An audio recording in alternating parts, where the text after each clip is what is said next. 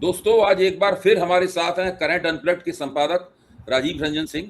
स्वागत है आपका राजीव जी नई परख के मंच पर। तो अब तो ये हम लोगों को मान लेना चाहिए कि खाड़ी में अब 28 जनवरी को जो युद्ध शुरू हुआ था उस तरीके से अब युद्ध नहीं होगा। कुछ झड़पें हो सकती हैं, आपस में कुछ झंझट हो सकता है, कुछ तमाचेबाजी हो सकती है, लेकिन इस तरह का युद्ध अब नहीं होगा। फिलहाल युद्ध ना हो इसके लिए एक मेमोरेंडम ऑफ अंडरस्टैंडिंग के ऊपर ईरान ने और अमेरिका ने दस्तखत कर दिए हैं। उस पर काफ़ी बहस है, कौन सी चीज़ लागू हो पाएगी, कौन सी नहीं हो पाएगी। आमतौर पर लोगों का मानना है कि ईरान ने अपनी बहुत सारी शर्तें जो है उसमें मनवा ली हैं, और डोनाल्ड ट्रंप तड़प रहे थे इस तरह का युद्ध एग्रीमेंट करने के लिए, तो उनको मजबूरी में करना पड़ा है। वहाँ अमेरिका में भी एक हमारे मित्र ने कहा कि उनकी गर्दा उड़ाई जा रही है, डेमोक्रेट भी गर्दा उड़ा रहे हैं और रिपब्लिकन भी गर्दा उड़ा रहे हैं उनकी अमेरिका में। तो डोनाल्ड ट्रंप की थोड़ी आफत है, लेकिन उनकी भी अपनी मजबूरियां हैं। उन्होंने ये युद्ध शुरू किया था तो उसका खामियाजा भी वही उठाएंगे। तो लेकिन इसमें दुनिया की अर्थव्यवस्था और भारत की अर्थव्यवस्था के लिए कुछ सवाल हैं जिनको समझना बहुत जरूरी है। पहला सवाल तो यह है कि भारत की अर्थव्यवस्था ने इससे क्या सबक सीखे हैं। प्रमुख 4-5 चीजें जो आप रेखांकित कर पाए, जो आखिरकार हम लोग 25 से 30 मिनट के बीच में चर्चा करते हैं, जो 4-5 सबक हम लोगों ने रेखांकित कर पाए। दुनिया ने क्या सबक इससे सीखे हैं, अमेरिका ने भी क्या सबक सीखे हैं। और जैसा कि अभी लगता है कि ईरान पहले के मुकाबले, हालांकि सबसे ज्यादा बम ईरान के ऊपर गिरे, मिसाइलें ईरान के ऊपर गिरी, अमेरिका ने भी हमले किए, इजराइल ने भी हमले किए, पूरा ईरान खंडर में बदल गया, उसके सारे खूबसूरत शहर बर्बाद हो गए ईरान के। उसमें बहुत सुनते हैं बहुत जबरदस्त मुद्रास्फीति है, बड़ी मुश्किलें हैं। लेकिन इन मुश्किलों के बावजूद ऐसा लगता है कि भविष्य में उन्हीं का उभार होगा। खाड़ी के इलाके में एक बड़ी ताकत के रूप में वो आ जाएंगे, और इस बात को एक तरह से सऊदी अरब ने भी मान लिया है, जो खाड़ी में अपने प्रभुत्व के लिए ईरान के साथ कंपटीशन करता था, ईरान के साथ प्रतियोगिता करता था। तो अब ऐसी स्थिति बन गई है कि ईरान के साथ चीन भी है, ईरान के साथ रूस भी है, और खुल के है, अब उसमें कोई संदेह नहीं रह गया है। और अमेरिका अब ईरान के ऊपर फिलहाल हमला नहीं कर सकता, आगे जाके क्या होगा तब वो तो उसके बारे में आप चर्चा करेंगे कि इस जो समझौता हुआ है इसका भविष्य क्या है। तो इन्हीं सब मुद्दों के ऊपर मैं आपसे बात करना चाहता हूं। सबसे पहले भारत की अर्थव्यवस्था के लिए इस मेमोरेंडम ऑफ अंडरस्टैंडिंग का महत्व क्या है, और इससे हमें तुरंत किन किन संकटों से छुटकारा मिला है और कौन कौन से संकट अभी बने रहेंगे। मेरा पहला सवाल यह है कि इस मेमोरेंडम ऑफ अंडरस्टैंडिंग से किन किन संकटों से हमें राहत मिलेगी, जिसमें हम फंस गए थे बुरी तरीके से, और किन संकटों से हमें में फंसे रहेंगे। जी, बहुत बढ़िया सवाल है सर आपका, और धन्यवाद मुझे बुलाने के लिए। देखिए, इस युद्ध ने यह स्पष्ट कर दिया कि भारत की इकोनॉमी ऑयल को लेके कितनी वल्नरेबल है। जिस तरीके से रुपया गिरा, रुपया तो पहले से ही गिर रहा था, 2024 अक्टूबर से ही हम उसका फॉल देख रहे थे, परंतु ये जो रैपिड फॉल शुरू हुआ 28 फरवरी में, जब युद्ध आरंभ हुआ 28 फरवरी में, उसके बाद से बहुत ही तेजी से रुपया नीचे गिरा है। तो ये स्पष्ट करता है कि मेक इन इंडिया से लेके स्टैंड अप इंडिया तक और स्टार्टअप इंडिया तक, और तमाम तरीके की जो भी स्कीमें, सब्सिडीज पिछले 11 साल में मोदी सरकार ने दी, वो सारी स्कीम्स जो हैं वो किसी भी तरीके से भारत को अपने पैरों पे खड़ा करने में नाकामयाब रही है। और भारत आज भी बहुत ज्यादा जो है वो एनर्जी या कह लीजिए क्रूड प्राइसेस पे डिपेंडेंट है। क्रूड प्राइसेस बढ़ेंगे, भारत की अर्थव्यवस्था हिलेगी, रुपया गिरेगा। ये इस युद्ध ने स्पष्ट कर दिया। तो तमाम तरीके की जो बातें थी वो सिर्फ जो है घोषणाएं थी, ठीक है। तो उन घोषणाओं को खोखला जो है वो इस युद्ध ने साबित कर दिया, दिखा दिया कि भाई कितनी इंडियन इकोनॉमी आज भी वल्नरेबल है। 1980s 1990s में जैसे वल्नरेबल थी, ऑयल के ऊपर में डिपेंडेंट थी, वैसी आज है। देखिए 1973 में जब अरब नेशंस ने ऑयल एम्बार्गो लगाया था वर्ल्ड ओवर, ठीक है, खासतौर पे अमेरिका के ऊपर में, तो एक ही साल में 1973 से 74 में ऑयल के दाम 4 गुना बढ़ गए। और उस टाइम में इंदिरा गांधी ने गरीबी हटाओ का नारा दिया था। और जिस खूबसूरती के साथ में उस टाइम में इकोनॉमी को संभाला था, वो बात अलग है कि वो इमरजेंसी और बाकी पॉलिटिकल डेवलपमेंट ऐसे हुए कि वो चीज कहीं छुप गई, कौन होगी। वो चीज स्पष्ट करती है कि उस टाइम में जो हुआ था उसका इक्विवेलेंट आज की सरकार जो है वो एक तरीके से, जब पॉलिटिकली स्टेबल है, सब ताकत है, वो उस तरीके से खड़ा कर पाने में नाकामयाब रही, क्योंकि रुपये का फॉल जो है, जो रुपी स्लाइड हुआ है, वो इस चीज को दिखाता है। एक चीज जो समझने वाली है वो ये है कि देखिए, हम भारत की जो अर्थव्यवस्था है वो बेसिकली सर्विस ओरिएंटेड है, ठीक है। और एक बहुत ही अच्छा यूरेशिया ग्रुप, बहुत बड़ा कंसल्टिंग जियोपॉलिटिकल कंसल्टिंग एजेंसी है, ग्रुप है, उसने, यूरेशिया ग्रुप ने एक रिपोर्ट दिया जिसमें उसने बताया कि इस खाड़ी युद्ध का कम इफेक्ट क्यों पड़ा है ग्लोबल इकोनॉमी के ऊपर में। उसका रीजन दिया कि वर्ल्ड की इकोनॉमी जो है वो ऑयल खींचने वाला या ऑयल कंज्यूम करने वाला मैन्युफैक्चरिंग सेक्टर से हटके सर्विस सेक्टर की तरफ गया। तो भारत को बहुत हद तक बचाने में, जो भारत की इकोनॉमी सर्विस ओरिएंटेड है, उस चीज ने भारत को बचा लिया। अमेरिका भी देखिए आप, सर्विस ओरिएंटेड है, टेक्नोलॉजी हुआ, हेल्थ केयर हुआ, टूरिज्म हुआ, ये बेसिकली वहां की इकोनॉमी को बूस्ट करता है। सेम चीज भारत के साथ भी है। तो जो ऑयल इंटेंसिटी है, ना केवल भारत की बल्कि विश्व भर ऑयल इंटेंसिटी इकोनॉमी जो है वो कम हुई है। इसका अर्थ क्या हुआ कि एक रुपए का जीडीपी या $1 का जीडीपी प्रोड्यूस करने में जितना तेल लगता है वो आज से 20 साल 25 साल पहले ज्यादा तेल लगता था बनिस्बत आज के। तो ऑयल इंटेंसिटी जो है वो ग्लोबल इकोनॉमी की कम हुई है। जो अभी इक्विपमेंट्स आ रहे हैं, चाहे कंज्यूमर सेक्टर में हो, चाहे हम पावर प्लांट्स देखें, चाहे हम गाड़ियों के इंजन देखें, इन सबकी एफिशिएंसी बढ़ी है। तो तेल जो है वो कम खर्चा हो रहा है, क्योंकि ज्यादातर प्रोडक्ट्स जो है वो कम ऑयल यूज करने वाले बने हैं। और दूसरा कि सर्विस की तरफ ग्लोबल इकोनॉमी गई है और इंडिया की गई है। तो ये एक थोड़ी सी बचाने वाली, इसने हमारी लाज बचा दी। अन्यथा अगर हम मैन्युफैक्चरिंग ओरिएंटेड रहते तो बहुत मुश्किल हमारे लिए स्थिति पैदा होती। क्यों पैदा होती? देखिए, चाइना भी मैन्युफैक्चरिंग ओरिएंटेड है, बट चाइना का जो स्ट्रैटेजिक पेट्रोलियम रिजर्व है वो है 1.2 बिलियन बैरल का, यानी इतना तेल उनके पास में, उनके पेट्रोलियम रिजर्व में पड़ा हुआ था। भारत का है मात्र 100 मिलियन बैरल। भारत एक दिन में 4.5 मिलियन बैरल यूज करता है ऑयल, यानी लगभग एक महीने में सब खर्च हो जाता था। वहीं चाइना जो है 15 मिलियन बैरल यूज करता है, लगभग 3 महीना चलता है। तो भारत को जो एक टेक अवे, जो आपने पूछा कि क्या सीखना चाहिए इस युद्ध से, वो ये है कि स्ट्रैटेजिक पेट्रोलियम रिजर्व जो है, भारत को बहुत तेजी से उस पर काम करने की जरूरत है। दूसरा, जैसे चाइना ने, देखिए इस युद्ध का विश्व पे असर कम होने का बहुत बड़ा कारण चाइना है। चाइना इसलिए है, पहली चीज मैंने आपको बताई कि उसने बहुत बड़ा स्ट्रैटेजिक पेट्रोलियम रिजर्व बनाया है। चाइना प्रतिदिन 15 मिलियन बैरल यूज करता है, पर 3 मिलियन बैरल जो है उसने कम ऑयल इंपोर्ट किया है, ठीक है। तो ये 3 मिलियन बैरल जो चाइना ने कम इंपोर्ट किया, वो उसने अपने स्ट्रैटेजिक पेट्रोलियम रिजर्व से निकाला है। तो इसमें बहुत बड़ा, वर्ल्ड की जो कंट्रीज जूझ रही थी पेट्रोल के लिए, वो चाइना ने कम खरीदा, इसलिए बच गई। तो भारत को भी स्ट्रैटेजिक पेट्रोलियम रिजर्व क्रिएट करने की जरूरत है। दूसरा, भारत को सर्विस की तरफ, जो रघुराम राजन ने कहा था कि भारत की इकोनॉमी की रीढ़ की हड्डी है सर्विस सेक्टर, आप इससे दूर मत हटिए। आप ये स्टैंड अप इंडिया और तमाम इंडिया का ये देखिए, मैन्युफैक्चरिंग की तरफ जो जाने का प्रयास कर रहे हो, उसमें आप असफल हो गए। रघुराम राजन की बात जो है बहुत हद तक इस युद्ध ने स्पष्ट कर दी कि भारत जो है वो उसमें कामयाब नहीं हुआ है। तो दूसरा टेक अवे है कि सर्विस सेक्टर पे और फोकस करने की भारत को जरूरत है।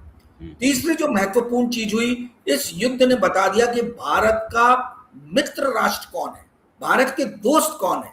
जिस तरीके से रशिया ने भारत को पुनः तेल और गैस देना शुरू किया, उसने स्पष्ट किया कि रशिया हमारा आज से नहीं, बहुत सालों से जो है वो हमारे लिए सबसे इंपॉर्टेंट कंट्री है। देखिए, जब अमेरिका ने अगस्त 2025 में भारत को गिदड़ भपकी दी थी, तो उस टाइम में हमने रशिया को अंगूठा दिखा दिया था परंतु ये रशिया की महानता है, उनका बड़प्पन है कि उन्होंने पुनः जो है इस संकट के समय में भारत को मदद की, भारत को तेल और ऑयल प्रोवाइड किया। तो एक और बड़ी चीज है। चौथी चीज जो मैं आपके सामने, जो आपने ग्लोबल इकोनॉमी की बात की, हाँ भारत की तो बात होगी, ग्लोबल इकोनॉमी पे दो बातें मैं आपको अहम बताना चाहूंगा। एक तो मैं पहले ऑलरेडी टच कर चुका हूं कि जो ग्लोबल इकोनॉमी का ऑयल इंटेंसिटी है वो कम हो गया है। ठीक है, $1 जीडीपी बनाने में कम ऑयल यूज होता है बनिस्पत आज से 25 साल पहले की। दूसरा जो ग्लोबल इकोनॉमी के लिए इंपॉर्टेंट चीज है वो ये है कि हमें अभी से खुशी बनाने की बहुत जरूरत नहीं है। सोसाइटी जनरल ने एक रिपोर्ट दी है, बहुत बड़ा रिसर्च हाउस है, इन्वेस्टमेंट बैंकिंग फर्म है, उन्होंने बताया कि 3 महीने से समुद्र के अंदर जो ये जहाज खड़े हुए हैं इसके हल्क पे अलगी लग गया है, अलगी बैक्टीरिया। ठीक है, और ये जहाज जब आए, मतलब इनको समुद्र से बाहर निकालेंगे तो इनको धोने की जरूरत है। तो ये हमारे कोई घर के कार की तरह नहीं है कि 5 मिनट में धो दिया और साफ हो गए। कई कई दिन लगेंगे इसकी एल्गी को हटाने में, जो बैक्टीरिया एल्गी ये सब लग गए हैं उनको दूर करने में, क्योंकि अगर वो एल्गी स्टिक रहेंगे हल्क में तो ये शिप्स जो है ये तेजी से बढ़ नहीं पाएंगे, स्पीड बहुत कम रहेगी। युद्ध के पहले 28 फरवरी के पहले एक दिन में 100 शिप स्ट्रेट ऑफ हॉर्मुज से गुजरते थे। उन्होंने सोसाइटी जनरल ने ये कहा है कि ये पिछले 3 महीने में मात्र 5 से 10 अगर हम एवरेज लें तो गुजरे हैं। ठीक है, और इस 10 से 50 तक पहुंचने में 3 महीना, 2 से 3 महीना कम से कम लगेगा। तो ये जो हम खुशियां मना रहे हैं, यानी 50% लेवल ट्रांसपोर्ट का आने में भी, जो पहले 100 गुजरते थे वो 50 आने में भी कम से कम 7 से 8 हफ्ते लग जाएंगे, क्योंकि शिप को बाहर निकाल के धोना होगा, फिर सी माइंस जो अलग अलग जगह लगी है उनको आइडेंटिफाई करके उनको हटाना होगा। तो ये लंबा प्रोसेस है। तो अभी सिर्फ एमओयू देख के बहुत दुनिया भर में खुशियां, यानी आपका कहने का मतलब है ये संकट कम से कम 3-4 महीने जैसा है वैसा ही रहेगा, 2 से 3 महीना रहेगा ही रहेगा। ये यूरेशिया ग्रुप का भी कहना है, आज मैंने कई सारे रिसर्च रिपोर्ट्स पढ़ी, सोसाइटी जनरल का भी ये कहना है कि 2 से 3 महीना लगेगा। लोग ये समझ नहीं रहे कि सारे समुद्रों में जो जहाज खड़े हैं ये 3-3 महीने से खड़े हैं, इनके अंदर जो एल्गी लग गया है, जो एक जगह पे खड़े रहने के कारण समुद्र का बैक्टीरिया ये सब जो लगा है उसको साफ करने में कई दिन चले जाएंगे। और सी माइंस ढूंढना बहुत मुश्किल है, लैंड माइंस से बहुत डिफिकल्ट है सी माइंस ढूंढना, तो उसमें भी टाइम लगेगा। आप सी माइंस लगे रहेंगे उसमें आप जहाज नहीं निकाल सकते। तो ये 50% भी प्री वॉर के सिचुएशन को पाने में इनको 7 से 8 हफ्ते लगेंगे।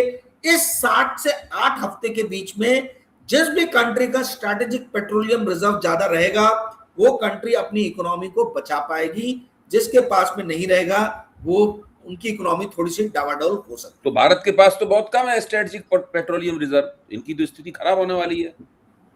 भारत के लिए जो आपदा कह लें या आप ये कह लें कि बुरे दिन जो हैं वो लगातार बढ़ते जा रहे हैं, वो सिर्फ इसके लिए नहीं, मानसून 56% डेफिसिट रहा है जून के महीने में। ये आईएमडी की रिपोर्ट है। सेंट्रल इंडिया और साउदर्न इंडिया में जो बारिश अभी तक हो जानी चाहिए थी उसमें 56% कमी रही है। और साथ में ये स्ट्रेटेजिक पेट्रोलियम वाली जो आपने बात कही वो कमी रहने के कारण जो है ऑफकोर्स भारत में आने वाले दिनों में कम से कम 1 से 2 महीने में बहुत प्रॉब्लम रहने वाली है। और आपने बहुत अच्छा एक बात शुरू में ही क्लियर किया सर कि ये एग्रीमेंट नहीं है, मेमोरेंडम ऑफ अंडरस्टैंडिंग है। तो ये एमओयू से कभी भी ईरान अलग हट सकता है, अमेरिका अलग हट के जा सकता है। तो ये अभी तक एग्रीमेंट नहीं हुआ, this is just a MOU. और उस एमओयू के अंदर में क्या है ये अभी तक पब्लिक को जो है स्पष्ट नहीं किया गया है, सूत्रों के हवाले से ही बातचीत बाहर आ रही है।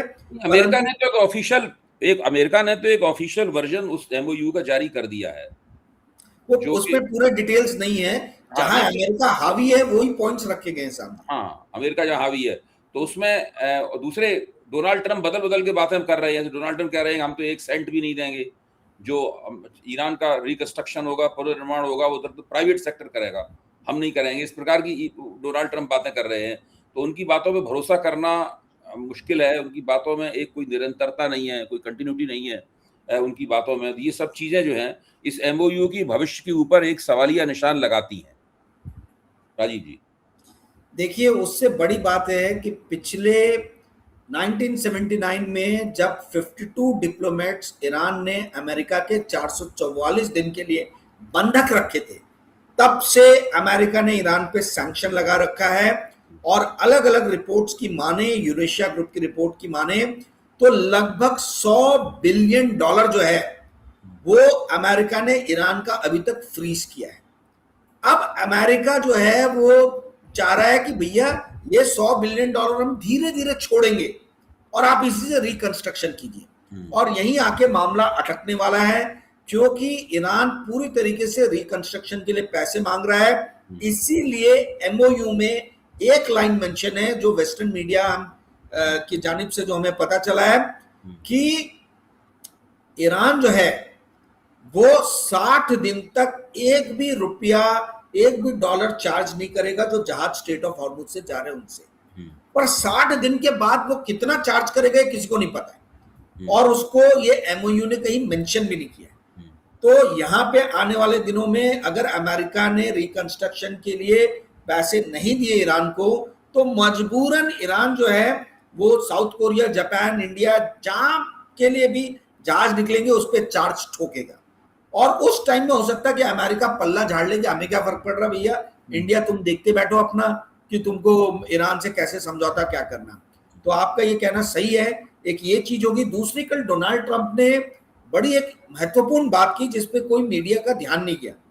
डोनाल्ड ट्रंप ने ये बोला है कि ईरान का न्यूक्लियर मटेरियल लेके आना इज नॉट वेरी इंपॉर्टेंट।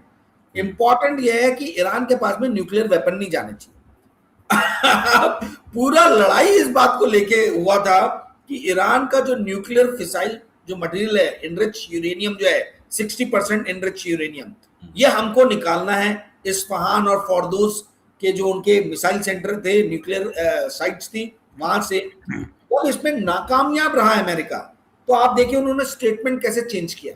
उन्होंने बोला फ्यूचर में कोई न्यूक्लियर वेपन नहीं होना चाहिए ईरान के पास में, ये हमारा ये एम है। वो मटेरियल रखना चाहे तो रखे, हालांकि इतना क्लियरली नहीं बोला कि एक और बात हुई है राजीव जी, इसमें एक और बात मैं जोड़ दूं, आपको पता ही होगा, एक नई बात अमेरिका की तरफ से ये सुनने को मिली है कि कोई ऐसी टेक्नोलॉजी है, इससे पहले से जो एनरिच्ड यूरेनियम है, इसका परसेंटेज एनरिचमेंट का बढ़ा हुआ है, उसका परसेंटेज कम किया जा सकता है। तो वो टेक्नोलॉजी इस्तेमाल करके ईरान का जो 60% या उससे ज्यादा जो यूरेनियम एनरिच्ड है, मतलब उसको 90% तक पहुंचने में पल भर लगेगा, फट से पहुंच जाएगा। तो अगर उस 60% उसको और नीचे कर दिया जाए, उसको एक ये भी प्रस्ताव चल रहा है जी। हाँ, तो वो करेंगे, पर वो तब करेंगे ना जब ईरान वापस करे, न्यूक्लियर मटेरियल वापस करे या वो कम करने के लिए तैयार हो। टेक्नोलॉजी ईरान को दे दी जाएगी, उनसे कहा जाएगा आप इस टेक्नोलॉजी को इस्तेमाल करके अपने पास रखे रहिए और कम कर दीजिए उसको। तो वो तो बीच का रास्ता निकालना होगा। हाँ, और वो एटॉमिक एनर्जी की जो अंतरराष्ट्रीय संगठन है वो उसको चेक करेगा किया कि नहीं किया। देखिए, दो महत्वपूर्ण चीजें हुई सर। एक तो ये हुआ कि इन्होंने बोला, ये जो मैंने आपको न्यूक्लियर का बताया। दूसरा, डोनाल्ड ट्रंप ने इस बात को माना कि बैलिस्टिक मिसाइल्स जो है वो ईरान रख सकता है। अब इजराइल को सबसे ज्यादा जो तकलीफ थी वो बैलिस्टिक मिसाइल से ही थी, क्योंकि ये बैलिस्टिक मिसाइल्स की जो मार है, जो पहुंच है, वो इजराइल तक इजीली पहुंच सकती है। हाँ, वो तो इंटरकॉन्टिनेंटल भी होती हैं बैलिस्टिक मिसाइल्स। यस, तो ये चाह रहा था इजराइल की किसी भी हाल में ना केवल न्यूक्लियर मटेरियल पे बात की जाए, बल्कि ईरान को कहा जाए कि अपने सारे बैलिस्टिक मिसाइल के प्रोग्राम्स को आप रोको और इन मिसाइल्स को नष्ट करो। ईरान की ये बहुत बड़ी जीत है कि इस चीज पे अमेरिका अब पीछे हट गया। अमेरिका बोल रहा है कि ईरान का हक है बैलिस्टिक मिसाइल्स रखना। तो इससे ये स्पष्ट होता है कि ईरान कई चीजों में बहुत सफल रहा है। जो पॉइंट्स हैं उसमें ईरान ने क्या खोया, ये अभी तक कुछ ऐसा समझ के सामने आया नहीं है। सिर्फ अगर रिकंस्ट्रक्शन पैसे को अगर हम छोड़ दें तो और कुछ अभी तक समझ में नहीं आया। न्यूक्लियर मटेरियल रख सकता है, वो बैलिस्टिक मिसाइल रख सकता है, आगे न्यूक्लियर वेपन ना बनाए, इसके लिए आश्वासन चाहिए। तो ये आश्वासन तो हम नहीं भी दे रहे थे। ये तो बैरक ओबामा के टाइम में जो डील साइन हुआ था वहां पे भी ईरान ने कहा था कि हम न्यूक्लियर वेपन नहीं बनाना चाहते। उसके बाद भी डोनाल्ड ट्रंप ने वो एग्रीमेंट कैंसिल किया और उसके बाद में अब जाके हमला भी कर दिया। तो देखा जाए तो ये युद्ध लड़ा क्यों गया है, यही बहुत सारे लोगों को समझ में नहीं आ रहा। और इसी बात को डेमोक्रेट जो है बार बार उठा रहे हैं। जी अभी जी, बहुत ही अच्छा विश्लेषण किया आपने, खासतौर से ये कि इससे एक बात निकल कर आती है इस विश्लेषण से कि ये मेमोरेंडम ऑफ अंडरस्टैंडिंग भले ही भंग ना हो, अभी दोनों पक्ष इसके ऊपर कायम रहें और ये आगे बढ़े। आगे 60 दिन की चर्चा की बात हो रही है, जो 60 दिन की वार्ता की बात हो रही है, हम ये मान के चलें कि 60 दिन की वार्ता भी कामयाब होगी और दोनों एक किसी स्थायी किस्म के समझौते पर पहुंचेंगे। ये सब बातें हम मान सकते हैं, क्योंकि हम सब लोग चाहते हैं कि ये सब इसी तरीके से हो, हैं। लेकिन इसके बावजूद भी कम से कम 2 से 3 महीने, यानी 60 डेज से 90 डेज तक ये जो संकट है, जो खाड़ी युद्ध के कारण पैदा हुआ है, ये संकट कहीं नहीं जा रहा। और भारत जैसे देश को, जिसका स्ट्रेटेजिक पेट्रोलियम रिजर्व काफी कम है, उसको इस संकट को इसी तरीके से अभी झेलता रहना पड़ेगा। हाँ राजीव जी। मैं एक बात भारत के मद्देनजर बताना भूल गया। देखिए 1991 में जब भारत संकट में आया था तो भारत अपने एनआरआई लोगों के पास गया था, ठीक है, और वहां से उन्होंने बॉन्ड, एनआरआई बॉन्ड लॉन्च करके पैसे उगाही किए थे। 2013-14 में हुआ, फिर एनआरआई बॉन्ड लॉन्च हुआ, और आपके इस चैनल पे 15-20 दिन पहले, 1 महीने पहले मैंने कहा था कि सारी कवायद जो मोदी जी ये बातें कर रहे हैं एनआरआई बॉन्ड को लॉन्च करने के लिए कर रहे हैं, ये शायद नई परख ही एक प्लेटफॉर्म होगा जिसपे दर्शकों ने बात सुना होगा, और ये बात 100% हमारी सही साबित हुई कि एनआरआई बॉन्ड जो है फिर से लॉन्च होने जा रहा है। अब देखिए 1991 से लेकर 2026 तक देखा जाए तो भारत की इकोनॉमी का इनहेरेंट स्ट्रक्चर में कोई चेंज नहीं आया है। भारत समय समय पे प्रॉब्लम में फंसता और अपने एनआरआई के पास में जाता है कि भाई हमको पैसा दे दो उधार, हमारा जो रुपया है वो गिर रहा है, उसको हमें संभालना है। तो ये जितना विकास विकास विकास विकास कहा गया 1991 से लेकर अभी तक, ये सारी चीजें स्पष्ट करता है कि हमारा जो विकास का मॉडल है, ये मॉडल कहीं ना कहीं बहुत गलत है, कमजोर है। क्योंकि 1991 में एनआरआई बॉन्ड, 2013 में एनआरआई बॉन्ड, 2026 में एनआरआई बॉन्ड, इसका मतलब है कि हम लोग अभी तक अपनी इकोनॉमी के जो मूल सूत्र हैं, जिनको तेजी से बांधना चाहिए, स्ट्रॉन्ग करना चाहिए, वो नहीं कर पाए। ये इस युद्ध ने अब हम लोग आ जाते हैं, हम लोग चर्चा के आखिरी दौर में पहुंच चुके हैं। अब हम लोग आ जाते हैं थोड़ा स्टॉक मार्केट के ऊपर, क्योंकि हमारे स्टॉक मार्केट की मुद्दतों से पिटाई हो रही है काफी तेजी के साथ। उसमें जो मार्जिन हैं, यानी उसका मुनाफा जो है, वो तेजी के साथ गिर रहा है। और खाड़ी युद्ध के बाद तो पहले से ही गिर रहे स्टॉक मार्केट को बड़ी तबाही का सामना करना पड़ा। खासतौर से जो फॉरेन फाइनेंशियल इंस्टीट्यूट, जो इन्वेस्टर्स हैं, एफएफ, वो सब बहुत बड़े पैमाने पर रकम निकाल के ले गए मार्केट के अंदर से, क्योंकि उन्हें अमेरिका में ज़्यादा, अमेरिकी बॉन्ड्स में और ख़ासतौर से आईटी शेयर्स में उन्हें बहुत फ़ायदा वहाँ दिखाई पड़ रहा था। तो वो प्रक्रिया अभी जारी है। लेकिन इस मेमोरेंडम ऑफ अंडरस्टैंडिंग का असर ये हुआ है कि हमारा मार्केट जो है पहले से काफ़ी रिकवरी उसने की है। तो इस स्थिति में मार्केट का किस तरह आप विश्लेषण करेंगे, और जो लोग हमारे इन्वेस्टर्स हैं उनके लिए आपके पास क्या संदेश है? देखिए सबसे इंपॉर्टेंट तो मैं ये बता दूं कि फ्राइडे से संडे स्विट्जरलैंड में ईरान और अमेरिका के बीच में वार्ता होने वाली है, यानी कल ही फ्राइडे है, तो फ्राइडे से संडे के बीच में होने वाला है।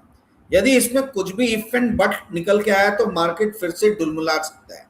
परंतु जो मार्केट स्थिर हुआ है, इसके 2 कारण बताए जा रहे हैं। एक तो ये है कि भारत सरकार जो डॉलर की कमी से जूझ रही है, ये नेशनल स्टॉक एक्सचेंज का आईपीओ लेके आने वाली है। टेस्ला के आईपीओ को जिस तरीके से बहुत अच्छा प्रतिसाद मिला है, तो भारत सरकार वहीं से एक सीख ले रही है, और एनएससी का, नेशनल स्टॉक एक्सचेंज का आईपीओ आने वाला है। कल उसने डीआरएचपी फाइल भी कर दिया है, ड्राफ्ट रेड हेरिंग प्रोस्पेक्टस जिसे कहा जाता है, जो आईपीओ के पहले का इंपॉर्टेंट एक स्टेप है।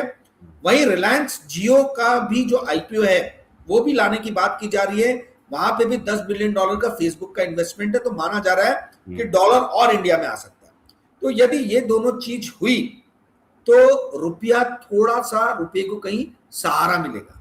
हालांकि मॉनसून जो वीक हुआ, इसके कारण से रुपया फिर से बड़ा गड़बड़ हो गया, रुपये वीक हुआ 1-2 दिन में। परंतु ये एनएससी का आईपीओ और रिलायंस जियो का आईपीओ जो आने वाला है, उससे अंदाजा लगाया जा रहा है कि रुपये जो है वो इस देश के अंदर में आएगा।